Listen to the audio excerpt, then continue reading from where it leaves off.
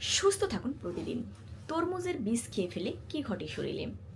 তরমুজের বীজ কিন্তু স্বাস্থ্যের জন্য খুবই উপকারী।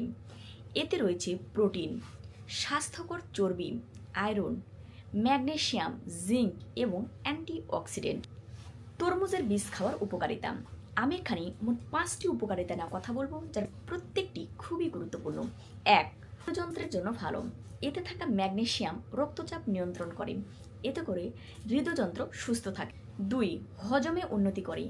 এতে ফাইবার থাকায় হজম শক্তি বৃদ্ধি করে এবং কোষ্ঠকাঠিন্য দূর করে থাকে। 3. ত্বক ও চুলের জন্য উপকারী।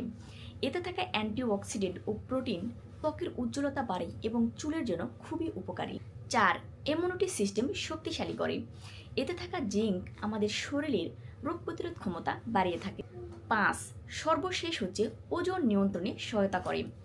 এতে থাকা কম ক্যালোরি এবং বেশি প্রোটিন থাকার কারণে ওজন কমাতে সাহায্য করে। কিভাবে খাবেন? কাঁচা অবস্থায় চিবিয়ে খেতে পারেন, শুকিয়ে ভেজে খেতে পারেন, এছাড়াও স্ন্যাক্স হিসাবে খেতে পারেন, সালাদের সঙ্গে মিশিয়ে খেতে পারেন।